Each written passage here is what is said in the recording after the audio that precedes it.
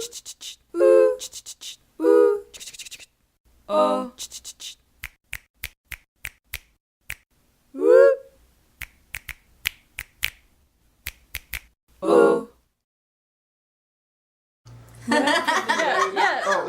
run by a group called Loving More, and it's like an opportunity for networking and education.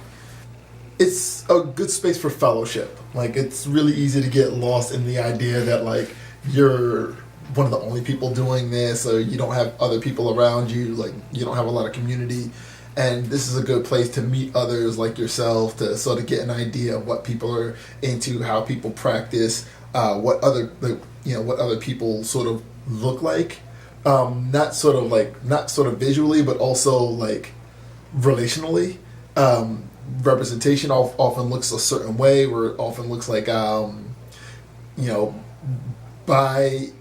two cisgender women and white women, well-to-do, traditionally attractive white women, and one well-to-do, traditionally attractive cis-het white man in like a closed triad. That's how representation plays out a lot, and it's cool to be able to come to one of these spaces and just see a lot of people looking a lot of different ways, practicing a lot of different ways, and understand like these are all valid, these are all important, these all matter. And some of the people who've been here have been here since the inception, which I can't even tell you how long it is. A friend of mine said 10 years, 20 years, like I don't know how long it's been going on, but it's going on way longer than I have even known what the word polyamory meant. So this is the one event in Philadelphia a year where you will get a wide range of ages too. So it's a really good place to talk to people and pick up like what was going on, or the way that relationships were structured, the way that relationships have been structured over time.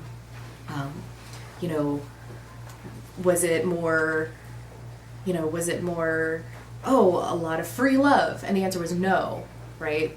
Polyamory was sort of a rejection of free love. It was the idea that, yeah, sex is great, sex with multiple people is great, but what about how you feel? You can't just ignore it, and if you fall into feelings, where do you go to from there? So there's a lot of people that come here every year that I really enjoy talking to. They're just super great people, and I love sitting down with them, and they tell us these wacky stories from like years past before we started coming, like the kiddie pool full of lube. I know.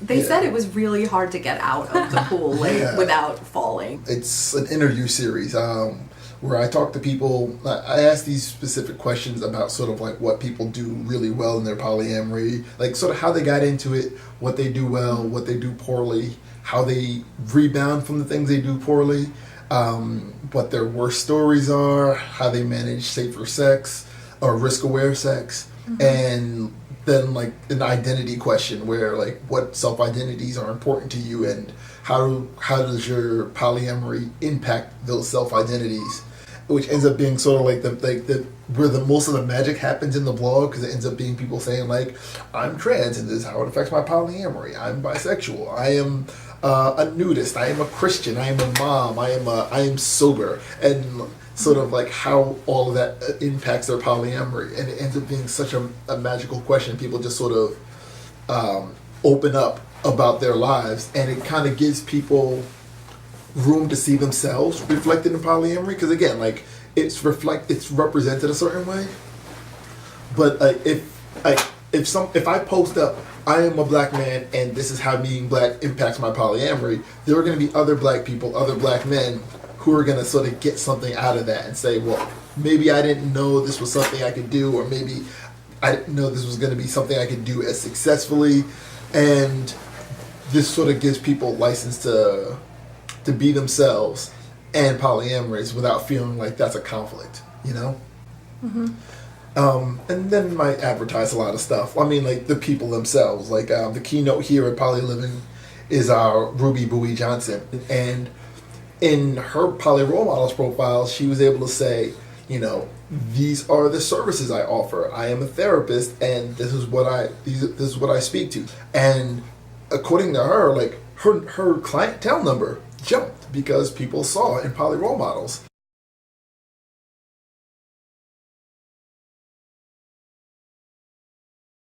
Yeah, they do. I mean, luckily my kids were young enough that like it's sort of their norm growing up. Like we were polyamorous, we were non-monogamous for a long time before they were born. So for like, I come from a culture where we always have a lot of people around. Like our home is just sort of the hub, whether it's people, you know, like right now we have a house guest whose home was damaged in the hurricane in Puerto Rico. So he's been like living with us for like the last like 4 months or so. Yeah. You know, that's just sort of a thing that my culture sort of accepts, like having people over when they, you know, when you need. So there's always somebody around. So my kids are used to having people around. They're used to sort of the familiarity that their parents have with one person or another person.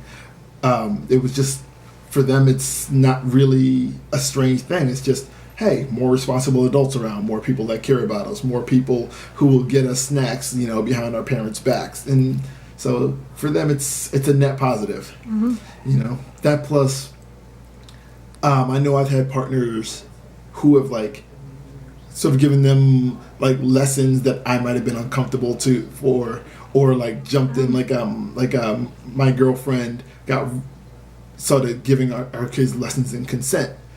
I would have done that probably years later than when she started, you know? So my kids have like a basic knowledge of consent, which they wouldn't have right now probably, you know, if it wasn't for having a partner who jumped in and did that. Yeah, so just having more caring adults is like it's just a big positive for them. Yeah. I stumbled into a threesome once. Okay. It was mostly unplanned. I had been joking around about a threesome, and my girlfriend at the time, now wife, sort of took it more seriously than I did. And we were on a trip with some friends, and it just sort of happened. And we had some conversations about it afterwards, where when it should have gotten like weird and awkward, when all monogamous convention said this was going to end my relationship, instead it just sort of enriched it. We started having conversations about whether or not this was cool, whether or not like exclusivity was an important factor in our relationships, and it wasn't. So we just let it ride, and we made a ton of mistakes, and we went through a variety of non-monogamous structures before we sort of settled into what we have now, which we're both very comfortable with. And it was just something that happened, and which is okay. Like, I feel like it happened in the best way for us, because it was something that we never would have had a conversation about if we didn't just sort of stumble into it. It's something that I never would have brought up and she never would have brought up, and our lives would look totally different. We might have gotten divorced several years ago. You know, we might not even have made it to being married. So it was just something that happened and stuck. A lot of it was just sort of based in like starvation economy thinking, where not having any background or any resources or any community, no one to really ask and talk to about it. Like, we didn't know what we were doing going forward. So for me, it was like, I've got this girlfriend. There's no one who's going to want to date me or sleep with me or what have you because I have this girlfriend. So anybody who is okay with this is the direction that I'm being pulled in. And so I dated a lot of people thinking like, I've got to sort of make do with what I've got because there aren't going to be very many people who are okay with this. And that's sort of where a lot of our mistakes sort of came from. There are a lot of mononormative thinking where I've been dishonest. You know, I've been dishonest over stuff that I didn't have to be dishonest about. You know, where I had the room to go and be honest with my girlfriend, my wife at the time, or my girlfriend at the time, my wife. I had room to actually just sit around and be honest and say like, hey, this is what's going on with me. But I didn't, because I thought like, this is a trap. This is uncomfortable. I can't just, you know, be myself. And the longer we got at it, the more I found that like integrity makes this thing better. Not believing in this starvation economy thinking makes this thing better. And then I found community where I was able to say like, all right, well, here are several people who are making this work. Here are dozens, here are hundreds of people who are doing this, and it's fine. If they're doing it, I can do it. And so my polyamory just sort of opened up almost strictly to people who already identified as non-monogamous. And instead of just sort of scraping by with the little bit that I could get relationally, now it's I'm with this person and our relationship is whatever we want it to be. And I'm with this other person and our relationship is whatever we want it to be. You know, it's not slim pickings. I'm dating a lot of people, a lot of different levels of involvement and investment, and that's okay. We're just trying not to encroach on one another, but we're building future, like sort of individual futures together, and that's pretty awesome. How many partners do you have? I have no idea. I don't keep a tally. I don't have I don't have a checkbook. There's a lot of people in my life that I spend time with. A lot of people in my life that I love. The way, like, whatever labels we may or may not use, that shifts. You know, a friend can be a lover can be a partner can be a girlfriend, and none of that really matters to me. Like, all of it is, I'm with this person. This is who we are to each other, and that's fine. So you're pretty slutty?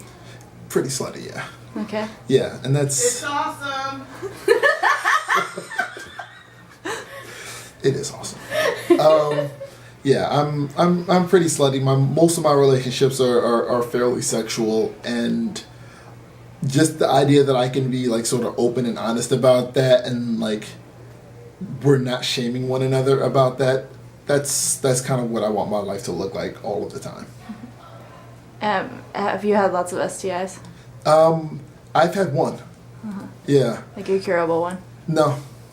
Mm-hmm. But part of it is that I have a lot of conversations about that. Like, if I'm talking to someone and there's a mutual interest, we exchange our information. You know, when have you been tested? What you were tested for? What do you got? What do you don't got? And so we sort of are able to make better, more risk-aware choices, just because we know what we're getting into. We know, you know, a lot of my partners are pretty slutty, and that's cool too. But since I know that, I can ask them those questions and not feel weird about it. And since they know that about me, they can ask me those questions and not feel weird about it. And we can just sort of have honest conversations. And if there's like a change in status, we can have honest conversations about that too. Like, there's not going to be a bunch of judging or shaming over it. It's just, okay, well, this is an aspect of your sexuality. I can choose whether I want to interact or not. And that's just where we go with it. I mean, a lot of things in a lot of ways. What I can think of right now off the top of my head is probably reason number 137. And that's all of my partners bring something different out of me. Like, there's a lot of things that I can do and maybe won't do, you know, but like, if I'm dating someone who's an artist, I've got an art degree that I don't use at all. You know, I don't do anything creative, like in like a visual art space. If I was dating someone who was doing that, that might rekindle that interest, you know? When I took up running, I've got some partners who took up running right along with me, or at least went into fitness right along with me. I've got partners who have sort of stoked my activism, partners that I play video games with. And these are all things that I have an interest in, all things that I can do, all things that I sometimes do. Some of the things are things that might lie dormant, you know? And every partner that I'm with sort of brings something different out of me, sort of stokes a different aspect of my personality, and I kind of love that. I'm a Jersey boy. My family is West Indian, though. My dad's from Guyana, my mom's from Jamaica. And there was always somebody around the house. There was always somebody coming in from the islands who needed a place to stay for a weekend or a couple of months or a couple of years. You know, there was our family was always the hub. It was always like a real family first sort of thing. Yeah. There was always people around, and we got used to that. We were always visiting someone. Someone was always visiting us. So even like before non-monogamy, you know, when I was in a dorm room, if someone needed to crash on my floor for a week because they have nowhere else to be, I got them, you know? If somebody needs to, if someone has the money and I don't, and they need to fill up my fridge with food, they got me. And that's just how it goes. So our non-monogamy plays into that really well. Some other day there's going to be somebody else. Like a homeboy of mine had a domestic violence situation with his husband, so he crashed with us for a month. He crashed with us for a month twice. You know, went back, marriage counseling, sorted it out, got bad again, then he stayed with us for a month again, you know? So there's always something happening there, and we always try to make as much room as we can. So do you probably can't bring people over to like have sex with them then, No. since you live with your wife? No, I can definitely do that. And like, So how does that work? it's been difficult now. Like that house guest took up my basement, and like that's Your man cave. yeah. Like I've got a basement that's set up really nice for me. It's like my most comfortable room in the house. It's the place where I feel the most chill, and that basement room sort of allows me to make as much room as I can for my wife and her partners. You know, where they're way upstairs in the bedroom, and I'm chilling in my basement playing video games and watching Black Mirror on two separate TVs going at the same time. And that's where I'm the most comfortable. So when I have partners over, that's usually where we end up, you know. And it's big couch. I can sleep on one end of it. They can sleep on the other end of it. You know, if that's the case, if they're staying over. So luckily, we have a home big enough that like our individual relationships can exist. I've had partners where that was a problem, where their space was so small that, you know, a husband and wife might constantly be bumping into each other's partners in a way that made them uncomfortable and caused like sort of undue friction. But you do run into them sometimes, probably. Yeah, like run into them, hang out with them, watch football games with them, Yeah, you know. and it's not uncomfortable at all. No. Like I try to make as much room for her people and like her relationships to blossom without my input, without my interference, as much as I realistically can. It doesn't work for everybody, you know. Like there was a couple of years ago where a fella came home to visit my wife, just stopping in to say hi. I'm on my way from the basement to the bedroom. I see this guy. Hey man, how's it going? Shook hands. What's been up? Okay, cool. See you later. And that was too much for him. Yeah. Like we had a conversation that lasted less than 30 seconds. It was just, hey, how's it, you know, just greeting someone who was in my home.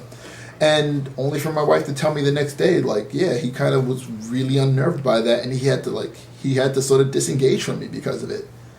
Meanwhile, like my wife's boyfriend now, like we're gonna be watching the Super Bowl together, you know? So it's your mileage may vary sort of thing. Mm-hmm. Yeah.